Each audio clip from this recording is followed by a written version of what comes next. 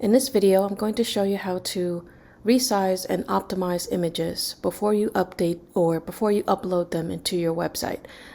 Typically images straight from your camera, these images are very high res, so you want to resize them before you upload them to your website.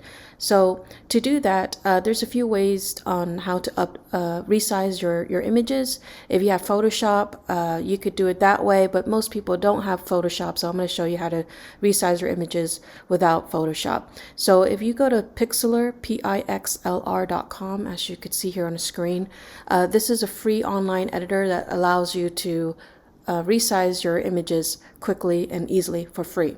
So once you're on that site, go ahead and open your image and find the image that you want to resize. So I'm going to choose this image here that I have in my computer. As you can see, it's 7.4 megabytes. That's huge. You don't want to upload that directly onto your site because that's just a really big file. It doesn't have to be that big, and the file size is big because it is, you could see the dimensions here, it's almost 4,000 pixel width, and this is the height pixel width. So you want to look at the width here it's really big, so it doesn't have to be that big when you upload it to your site. So let's go ahead and open it, and I'm gonna go ahead and just do, so when you upload it, it asks you if you want to go ahead and resize it automatically, which is great. And this right here is the perfect size, the 1920 pixel width. So once you upload it, go ahead and just choose OK. And if it doesn't ask you that, or if you're using a different program where you're going to resize your image, go ahead and change it to 1920 pixel width.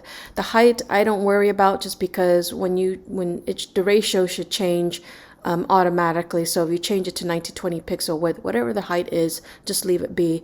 So you just want to make sure that we resize it to this. So 1920 pixel width is great. Let's go ahead and apply it. So I will say this, that 1920 pixel width is great for full width images. So if you're gonna have the image show on your site where it's showing full screen from left to right like this is full width, like this picture, 1920 pixel width is the perfect size. Now let's say you don't need it to be full width.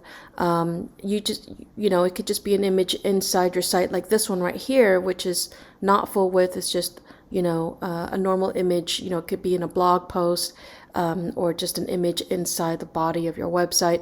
It does not have to be 1920 pixel width. For that, the width could be about 1,000 pixel width. I think that is perfect. So if you do it that way, then to me, that's better.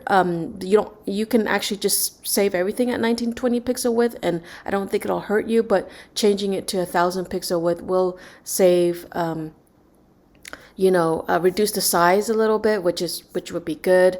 Also, just keep in mind that once you resize it, when you make an image smaller, make sure you keep the original, because once you make the image smaller, you can't make it big again. If you do, it's going to be pixelated and it's not going to look good at all. So always keep the original somewhere safe, and then make a copy of the resized image. So like this one, for example, I'm done resizing it. It did it automatically for me, so I'm going to go ahead and save it. We always want to save as JPEG if you can.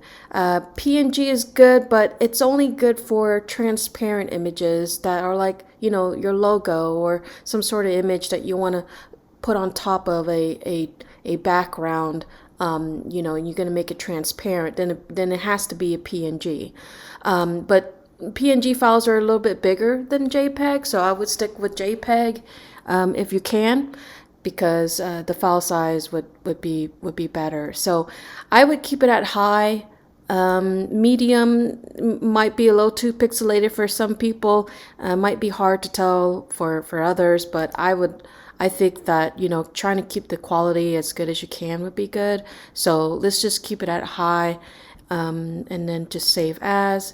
And then when it comes to the name of your file, if we're thinking about SEO and the right way to name your files, make sure you just name it whatever that image is. So this photo is going to be for a neighborhood in Atlanta called Druid Hills, and then it has a type of home. So it's pretty specific, and that would be really good to name it something like that. And then that would also be your alt tag as well. That's what I would recommend. So, okay, let's apply it. And then I'm going to save it into my desktop. And then that's it. Now, once you save the new file, there's one more thing you have to do. After you resize it, I recommend optimizing it. So the image optimizer is going to optimize your image so that the file is not going to be gigantic. Now, what this does, it does reduce the file slightly, but it's going to be really hard for people to even tell. So I highly recommend that you do this. Let's go ahead and just go and upload that image that we resized. So before it was 7.4 megabytes, and then when I resize it, it's 1 megabyte. So it's a huge difference. 1 megabyte is actually still kind of big. We want to try to keep things under 1 megabyte if possible. That's not always possible, just depending on a type of image. This image has a lot of there's a lot of texture, and it's a complex image with a lot of different colors. So that's why it's a big file.